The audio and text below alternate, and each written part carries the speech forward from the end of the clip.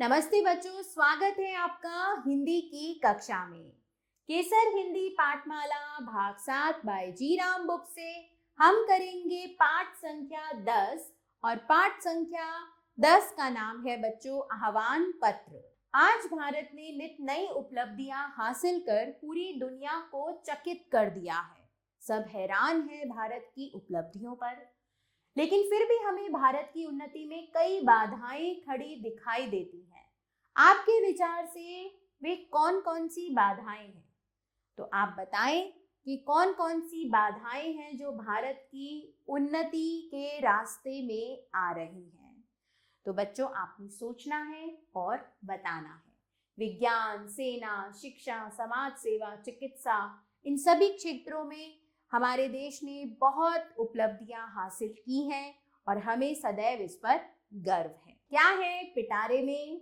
स्वामी विवेकानंद ने अपने अमेरिका प्रवास के दौरान भारतीय मूल्यों और यहाँ की संस्कृति का खूब प्रचार प्रसार किया था। जब वे न्यूयॉर्क में थे तब उन्होंने भारतीय युवाओं का आह्वान करते हुए उन्हें एक पत्र लिखा था। उस पत्र का प्रमुख अंश यहाँ दिया गया है। आइए इस प्रेरक पत्र को पढ़कर स्वामी विवेकानंद के विचार जानें। न्यूयॉर्क, 19 नवंबर 1884। हे वीर युवकों, यह बड़े संतोष की बात है कि अब तक हमारा कार्य बिना रोक टोक के उन्नति ही करता चला आ रहा है। इसमें हमें सफलता मिलेगी यह आवश्यक नहीं है। आवश्यकता है केवल प्रेम, निष्कपटता और धैर्य दिखलाने की। परोपकार ही जीवन है, परोपकार न करना ही मृत्यु है। ए बच्चों, सबके लिए तुम्हारे हृदय में दर्द हो। गरीब, मूर्ख मनुष्यों के दुख का तुम अनुभव करो और संवेदना से तुम्हारा हृदय भरा हो। यदि कुछ भी संशय हो तो सब कुछ ईश्वर के समक्ष कह दो। तुरंत ही तुम्हें शक्ति, सहायता और अदम्य साहस का आभास होगा। गत 10 वर्षों से मैं यही मूल मंत्र घोषित करता आया हूं कि प्रयत्न करते रहो, और अब भी मैं कहता हूं कि प्रयत्न करते चलो। जब चारों ओर अंधकार ही अंधकार था तब भी मैं प्रयत्न करने के लिए कहता था।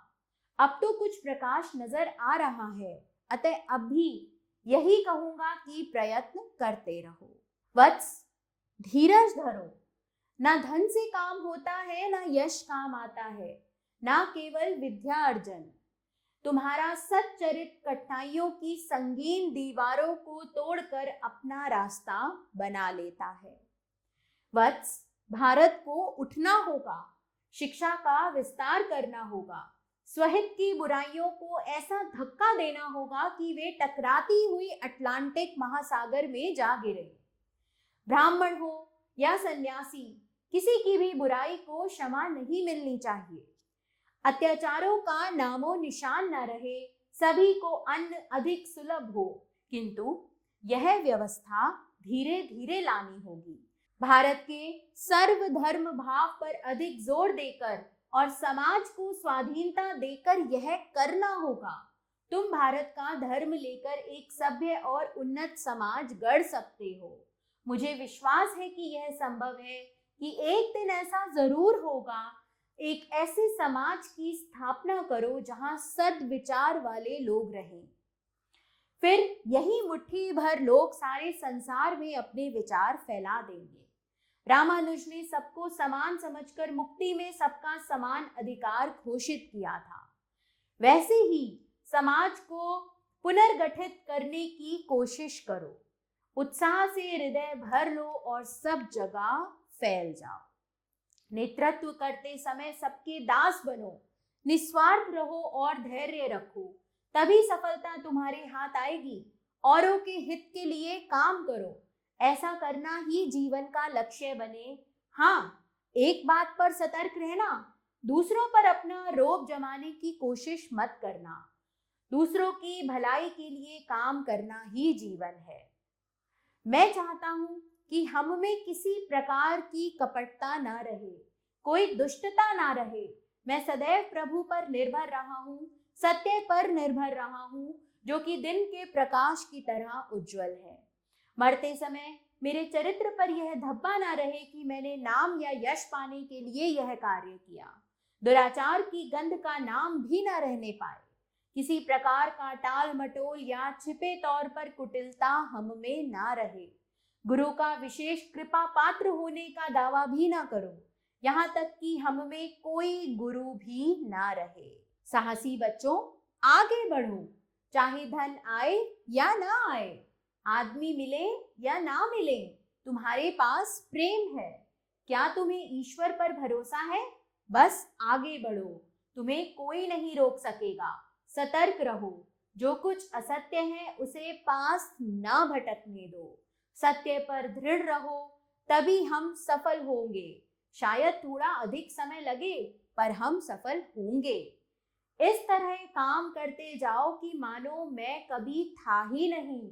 इस तरह काम करो कि तुम पर ही सारा काम निर्भर है। भविष्य की सदी तुम्हारी ओर देख रही है। भारत का भविष्य तुम पर निर्भर है। काम करते रहो। तुम लोगों को मेरा आशीर्वाद। और ये पत्र लिखा है बच्चों विवेकानंद जी ने। पाठ में आए सद्गुणों में से आप किसे अपनाना चाहेंगे और क्यों? तो बच्चों बताइए, पाठ में हमें स्वामी विवेकानंद जी ने बहुत से सद्गुणों के बारे में बताया है। तो आप बताइए बच्चों कि आप अपने जीवन में उनमें से किसे अपनाना चाहेंगे और क्यों? ध्यान धरने योग्य शब्द हैं यहाँ पर। सद्गुणों को अपनाना, निस्वार्थ भाव, समाजोन्नति, निष्काम कर्म। मूल्यपरक प्रश्न देखेंगे। प्रगति और कार्य में सफलता हेतु धैर्य धारण करना आवश्यक है, क्यों?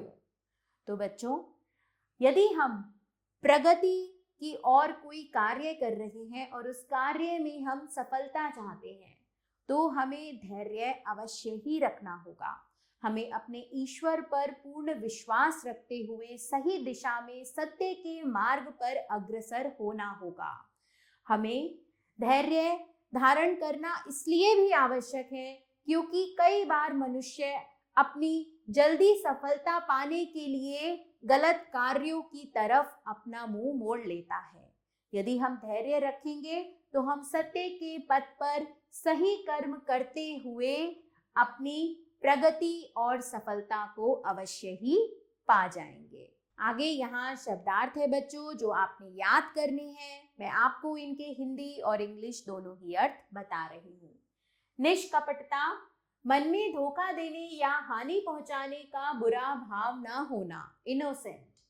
पुनर्गठित, जिसे दोबारा बनाया गया हो, रीऑर्गेनाइज्ड। दुराचार, अनुचित एवं निंदनीय व्यवहार, मिसकंडक्ट।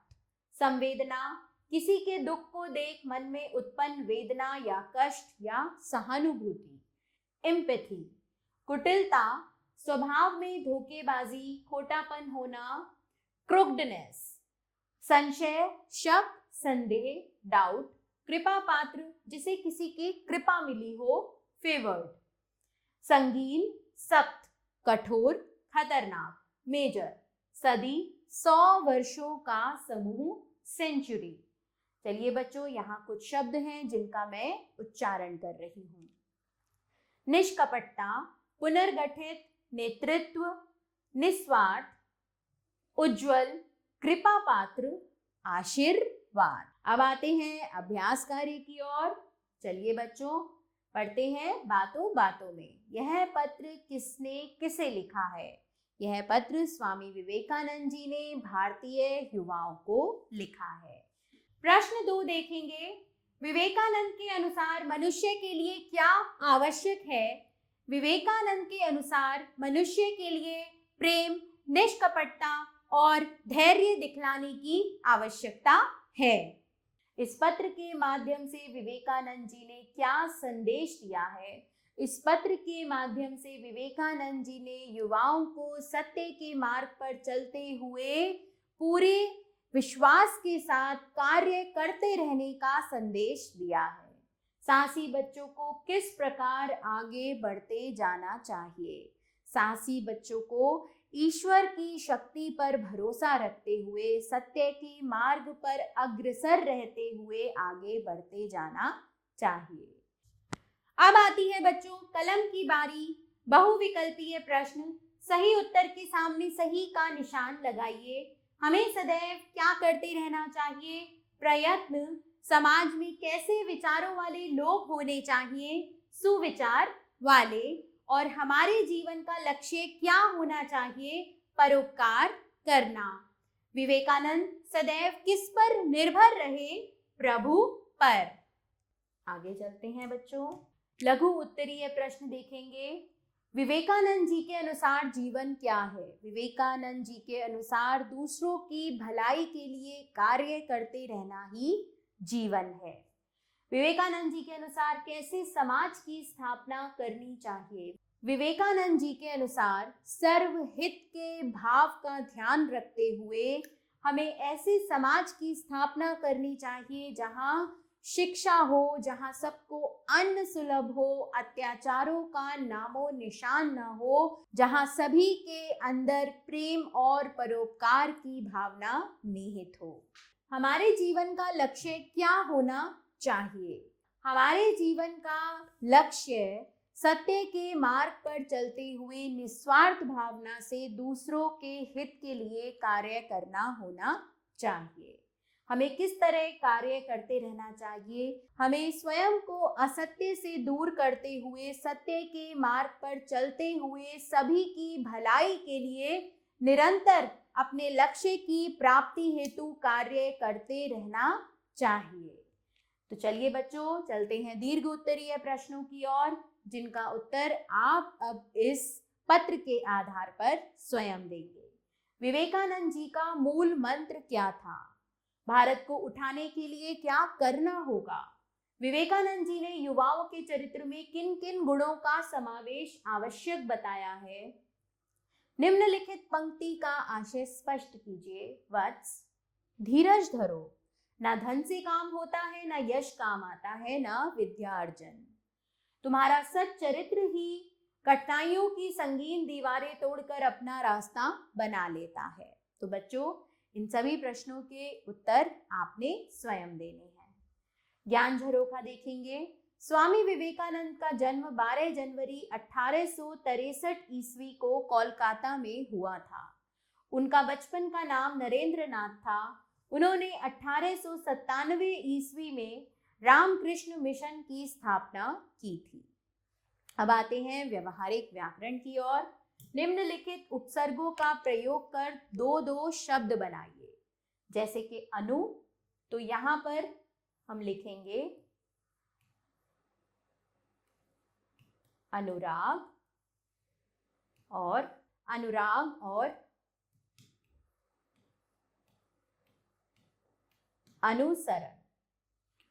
उप, उपयोग, उपनाम। इसी प्रकार प्रति, अ, सह और कु, इन उपसर्गों का प्रयोग करके शब्द आप स्वयं बनाएंगे। संज्ञा तथा सर्वनाम के जिस रूप से उसका संबंध क्रिया के साथ जाना जाता है वह कारक कहलाता है।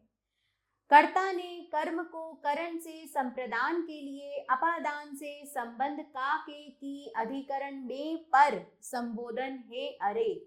जैसे अक्षत ने दिव्या को झूले से गिराया।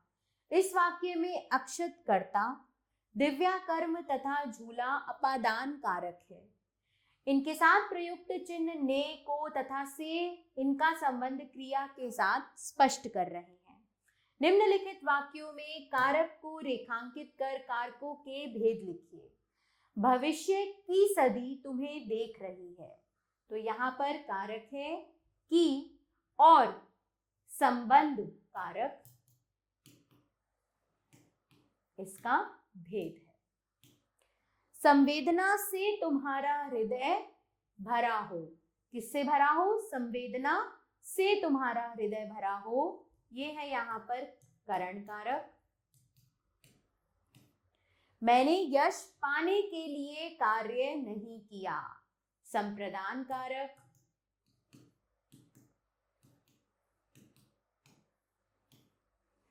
चलिए बच्चों, इन दोनों वाक्यों में आप कारक को रेखांकित करके इनके भेद स्वयं बताएंगे। दो वर्णों ध्वनियों के पास पास होने पर उनके मेल से उत्पन्न विकार परिवर्तन को संधि कहते हैं। जैसे पुस्तक प्लस आलय बराबर पुस्तकालय। यहाँ पुस्तक के अंतिम वर्ण अ तथा आलय के प्रथम वर्ण आ के मेल से आ हो गया है। संधि द्वारा बने शब्दों को पृथक करना संधि विच्छेद कहलाता है। जैसे पुस्तकालय बराबर पुस्तक प्लस आलय। संधि के 3 भेद होते हैं, स्वर संधि, व्यंजन संधि, विसर्ग संधि। दो स्वरों के मेल से उत्पन्न विकार को स्वर संधि कहते हैं। जैसे देव प्लस आलय बराबर देवालय, वार्षिक प्लस उत्सव बराबर वार्षिकोत्सव, तथा प्लस एव बराबर तथैव, अति प्लस अंत बराबर अत्यंत और भो प्लस अन बराबर भवन। निम्नलिखित शब्दों का संधि विच्छेद कीजिए। परोपकार, तो यहां पर आ जाएगा पर प्लस उपकार। सदैव सदा प्लस एव। अत्यधिक अति प्लस अधिक। ठीक है बच्चों, तो इसी प्रकार आपने इन तीनों शब्दों के भी संधि विच्छेद करने हैं। निम्नलिखित शब्दों का वाक्यों में प्रयोग कीजिए। बुराई, क्षमा, धैर्य, लक्ष्य, सत्य। बच्चों, इनका वाक्यों में प्रयोग आप स्वयं करेंगे। अब आते हैं योग्यता आधारित क्रियाकलाप पर। प्रेजेंटेशन तैयार कीजिए। स्वामी विवेकानंद के बारे में इंटरनेट और पुस्तकालय से जानकारी जुटाइए और एक सचित्र प्रेजेंटेशन तैयार कीजिए। विचार कर बताइए, स्वामी विवेकानंद ने सन 1893 में शिकागो विश्व धर्म संसद में अपने विचार रख महान भारतीय मूल्यों से विश्व भर को चकित कर दिया था। आपको ऐसा अवसर मिले तो आप विश्व मंच पर भारत के विषय में क्या बताएंगे और क्यों? पोस्टर बनाइए। स्वामी विवेकानंद के कुछ विचारों को नारों के रूप में एक चार्ट पेपर पर लिखिए और रंगों से सजाकर कक्षा में लगाइए। चर्चा कीजिए। आज भारतीय पारंपरिक ज्ञान तथा सांस्कृतिक तत्वों की विश्व भर में तूती बोल रही है। योग हो, आयुर्वेद हो अथवा यहाँ का जीवन दर्शन, दुनिया भर के लोग उसे अपनाने को लालायित हैं। इंटरनेट से इस बारे में जानकारी जुटाकर सहपाठियों के साथ चर्चा कीजिए। इसी के साथ बच्चों यह पाठ यहाँ समाप्त होता है। मैं आशा करती हूँ आपको अच्छे से समझ में आ गया होगा। आभार बच्चों, मिलते हैं नए पाठ के साथ।